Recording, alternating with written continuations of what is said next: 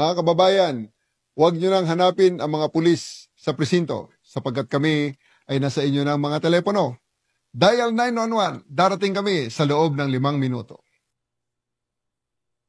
Pilipino at magbibigay ng tamang impormasyon para sa tahimik at maayos na Pilipinas. Police News Network, alagad ng batas, tagapagtaguyod ng balitang pulis, sandigan ng mamamayan, patnubay ng katotohanan. Kampo Krame, maghahatid ng pinakahuling kaganapan at nagbabagang balita. Ito ang PNN Police News Network. At ngayon, ang inyong mga tagapagbalita. Magandang hapon, Bagong Pilipinas. Ako ang inyong alagad ng batas, tagataguyod ng Balitang Pulis, Patrolwoman Mary Grace Artizuela mula sa PNP Anti-Cybercrime Group. Maghahatid sa inyo ng tamang balita, kwento ng pulis at serbisyo para sa mamamayan. At ito ang PNP News Online. Ang pangunahing balita ng Police News Network, alagad ng batas, tagataguyod ng Balitang Pulis.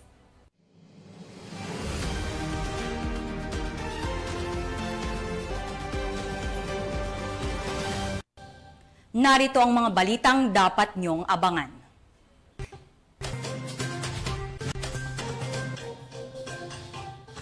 Aabot sa higit 900,000 pisong halaga ng shabu na samsam sa Iloilo. Gun runner arestado sa bypass operations sa Bataan. At 2 Army Reservists patay sa pamamaril sa Maguindanao del Norte.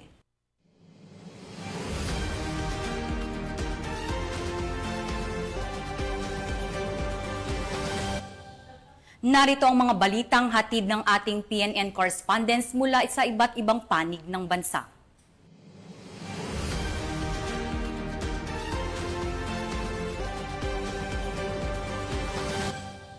Simulan natin ang balita mula sa bahagi ng Luzon.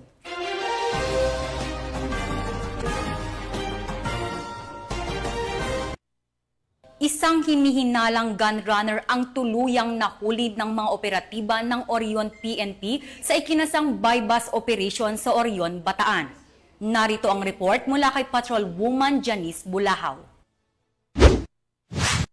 Arestado ng mga operatiba ng Orion Municipal Police Station ang isang hinihinalang gun runner sa Barangay Bilolo, Orion, Bataan. Kinilala ni Police Colonel Marites A. Salvadora, Provincial Director ng Bataan Police Provincial Office, ang suspect na si alias Juan, 46 taong gulang at residente ng City Site, Barangay Bilolo, Orion, Bataan. Matagumpay na isinagawa ang bypass operation dakong 11:15 ng gabi sa pangunguna ng Orion Municipal Police Station sa pakikipagtulungan ng mga operatiba mula sa iba't ibang unit ng pulisya sa ilalim ng direktiba ni Police Colonel Salvadora. Nahuli ang suspect matapos positibong makapagbenta ng isang caliber .38 revolver sa isang police posture buyer. Sa isinagawang protective search, na-recover din mula sa kanya ang marked at budol money, gayon din ang 4 na bala ng baril. Inaresto ang suspect sa bisa ng aktwal na pagkakasangkot sa ilegal na pagbebenta ng baril at sasampahan ng kasong paglabag sa Republic Act 10591 o ang Comprehensive Firearms and Ammunition Regulation Act. Ayon kay Police Colonel Salvadora, ang operasyong ito ay bahagi ng piniigting na kampanya ng ating kapulisan laban sa illegal na armas. Patuloy ang maigting na kampanya ng PNP laban sa mga sangkot sa illegal na aktibidad upang mapanatili ang kapayapaan at kaayusan sa buong lalawigan ng Bataan. Mula dito sa gitnang Luzon, ako ang inyong PNN correspondent, Patrolwoman Janice Bulahaw, alagad ng batas, tagataguyod ng Balitang Pulis. Maraming salamat, Patrolwoman Bulahaw. Isang makabuluhang hakbang ang isinagawa ng Police Regional Office 5 sa pangunguna ni Police Brigadier General Andre Dizon, Regional Director, matapos ang matagumpay na paglagda ng Memorandum of Understanding kasamang iba't ibang ahensya ng pamahalaan bilang pagpapalakas ng kanilang ugnayan at pagtutulungan sa mga programang kadiwa ng Pangulo at merkado sa kampo. Police Staff Sergeant Mercolito Lovendino Jr. sa report. Pinagtibay ng Police Regional Office 5 at ng iba't ibang ahensya ng pambansang pamahalaan ang kanilang suporta sa layunin ng administrasyon na mapalapit ang abot kayang bilihin sa publiko sa pamamagitan ng isang Memorandum of Understanding na nilagdaan ngayong Martes, July 1, 2025 sa Camp General Simeon A. Ola, Legazpi City. Ang kasunduan ay bahagi ng pinalakas na implementasyon ng programang Kadiwa ng Pangulo, gayon din ang inisyatibong Agraryo Merkado sa Kampo na regular na sila sa gawa tuwing Martes sa loob ng kampo. Layunin ng naturang programa na maghatid ng abot kaya at dekalidad ng mga produktong agrikultura at pangisdaan, kabilang ng mga pangunahing pangangailangan direkta mula sa mga lokal na magsasaka at mangingisda. Ayon sa Pro5, bukod sa pagtulong sa mga kawani ng PNP at kanilang pamilya na makabili ng murang bilihin, malaking tulong din ito sa mga lokal na producer upang mailapit ang kanilang produkto sa mas malawak na pamilihan. Bahagi rin ito ng kampanya ng pamahalaan na palakasin ang food security, istulong ang inclusive growth at itaguyod ang kooperasyon sa pagitan ng mga uniformed personnel at sibilyan. Dumalo sa aktibidad ang mga katutuan mula sa Department of Agriculture, Department of Agrarian Reform, Department of Trade and Industry at iba pang partner agencies kabilang ng patunay ng kanilang pagtutulungan para sa tagumpay ng programa.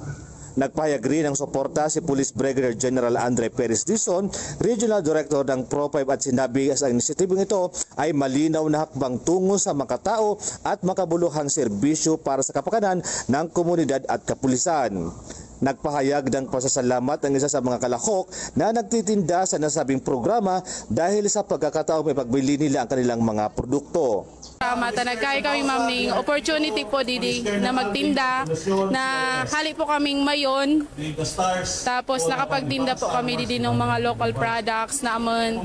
Tapos pinaka-importante ma'am, nakatinda na kami, may sahod pa kami every Tuesday na magatinda po kami didi. Salamat po, salamat ning maray.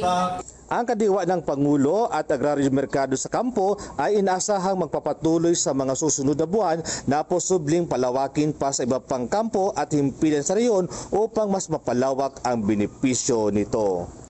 Mula dito sa Bicol Region, ako po yung Police News Network Correspondent, Police Staff Sergeant Mercolito P. Lovendino Jr., alagad ng batas, tagataguyod ng balitang pulis. Maraming salamat, Staff Sergeant Lovendino Jr. Tunghayan naman natin ang mga balita mula sa Visayas.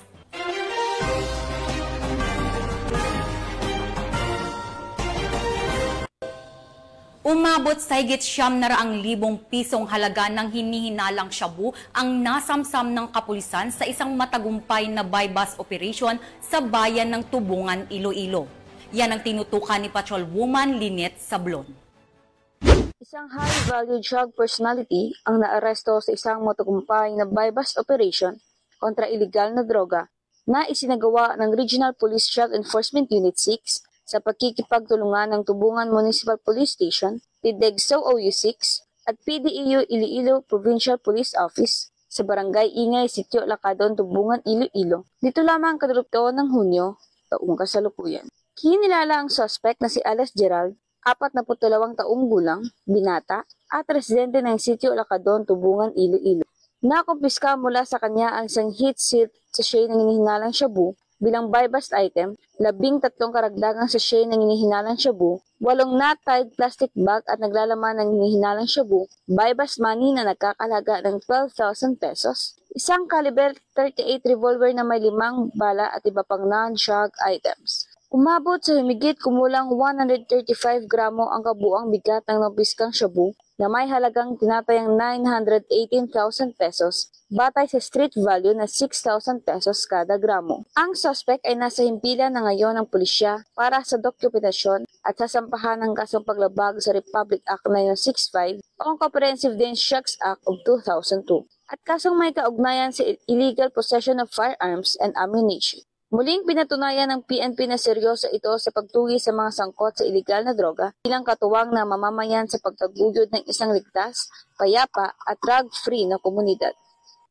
Mula rito sa Western Visayas, ako niyang PNN correspondent, Patrolwoman Lynette Sablon, alagad ng batas, tagataguyod ng balitang pulis. Maraming salamat, Patrolwoman Sablon.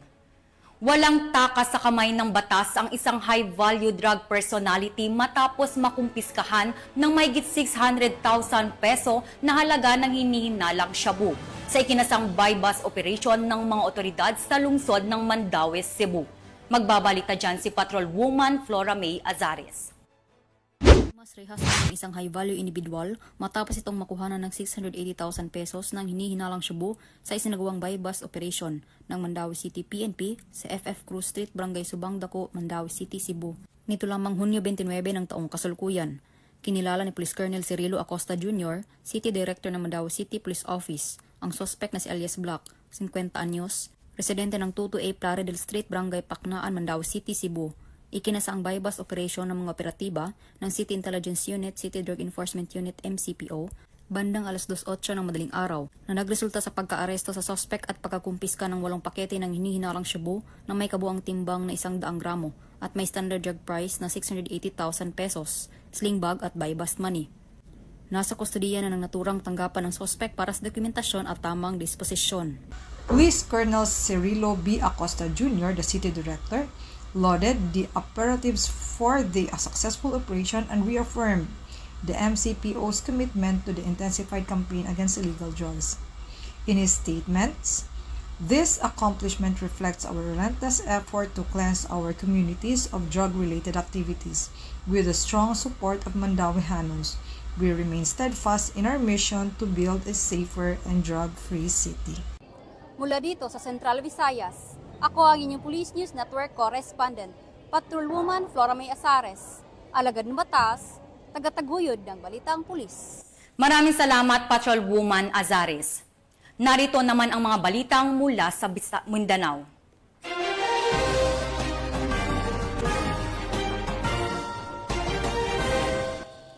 Patuloy na nagsasagawa ng masusing imbestigasyon ang mga otoridad hinggil sa pamamaril sa 2 Army Reservists na walang awang pinaslang ng hindi pa nakikilalang suspect sa lalawigan ng Maguindanao del Norte. Ang report mula kay Patrolwoman Leonora Gawang. Laki na tinuturing na street-level individual ang naaresto sa isang matagumpay na buy-bust operation ng mga otoridad nitong unang araw ng Hulyo sa Purok 3A, Barangay La Filipina, Tagum City. Kinilala ang mga sospek na sina alias Tata, 40 anyos, isang konduktor at residente ng Barangay Kuambugan, Tagum City, at alias Baduy, 36 anyos, isang construction worker at residente ng Barangay La Filipina, Tagum City. Ayon sa ulat ng Tagum City Police Station na siyang nanguna sa operasyon, katuwang ang 1st Davao del Norte Provincial Mobile Force Company, isinagawa ang buy-bust operation sa pakikipagkoordinasyon sa PDEA na nagresulta sa pagkakadakip sa mga sospek at pagkakakumpiska ng humigit kumulang 6 na gramo ng hinihinalang shabu na may standard drug price na 40,800 pesos at iba pang ebidensya. Ang mga sospek ay kasalukuyang nasa kustodiya ng Tagum City Police Station at naharap sa kasong paglabag sa Republic Act 9165 o ang Comprehensive Dangerous Drugs Act of 2002. Patuloy naman ang paalala ng kapulisan sa publiko na makipagtulungan sa mga otoridad upang masugpo ang iligal na droga sa komunidad. Mula rito sa Police Regional Office 11, ako ang inyong PNN Correspondent, Patrolwoman Shaira Rose Aquino, alagad ng batas, tagataguyod ng balitang pulis. Maraming salamat, Patrolwoman Gawang. At para sa huling balita, sa tuloy-tuloy na operasyon ng pulisya kontra iligal na droga, kalaboso ang 2 drug suspect matapos ang matagumpay na buy-bust operation sa Tagum City, Davao del Norte. Nakibalita dyan si Patrolwoman Shaira Rose Aquino. Tayang 2 miyembro ng Army Reservists matapos pagbabarilin ng mga hindi pa nakikilalang mga suspect sa Datuudin Sinsuat, Maguindanao del Norte nito lamang ika-29 ng Hunyo taong kasalukuyan.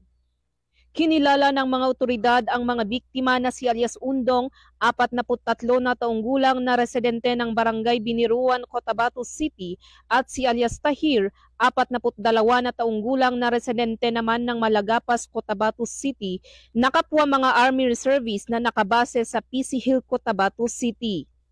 Ayon sa ulat, sakay ang mga biktima ng isang Honda Civic na sasakyan nang tambangan sila ng mga hindi pa nakikilalang suspek at pinagbabaril ang mga ito. Nagtamo ng tama ng bala ang mga biktima sa kanilang katawan dahilan ng agarang pagkasawi ng mga ito. Samantala, patuloy ang isinasagawang investigasyon ng mga otoridad upang matukoy ang mga salarin at mapanagot sila sa batas. Nananawagan naman ang mga kinaukulan sa publiko na makipagtulungan sa pagbibigay ng impormasyon na makatutulong sa pagresolba ng kaso. Mula rito sa rehiyon ng Bangsamoro, ako ang inyong Police News Network Correspondent, Patrolwoman Leonora Gawang, alagad ng batas, tagataguyod ng Balitang Pulis.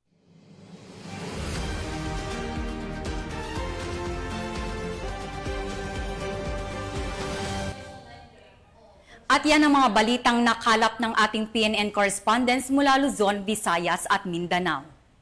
Sa ngalan ng pamunuan ng Philippine National Police sa pangunguna ni PNP Chief Police General Nicolas Torre III at sa pamumuno ni President Ferdinand Bongbong Marcos Jr., kami ay maglilingkod sa bawat Pilipino at magbibigay ng tama at balanseng balita. At huwag nyo nang hanapin ang mga pulis sa mga presinto sapagkat kami ay nasa inyo ng mga telepono. Dial 911, darating kami sa loob ng 5 minuto. Dahil sa bagong Pilipinas, ang gusto ng pulis, ligtas ka. Mula rito sa tanggapan ng tagapag-ugnay ng pambansang pulisya, ako ang inyong alagad ng batas, tagataguyod ng Balitang Pulis. Patrolwoman Mary Grace Artizuela mula sa PNP Anti-Cybercrime Group, maghahatid ng tamang balita, kwento ng pulis at serbisyo para sa mamamayan. At ito ang PNP News Online, ang pangunahing balita ng Police News Network.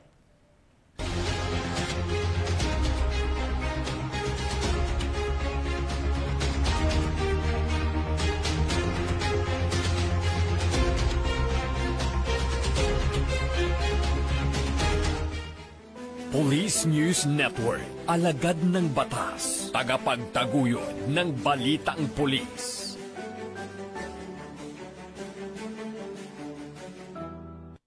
Mga kababayan, huwag nyo nang hanapin ang mga pulis sa presinto sapagkat kami ay nasa inyo ng mga telepono. Dial 911, darating kami sa loob ng 5 minuto.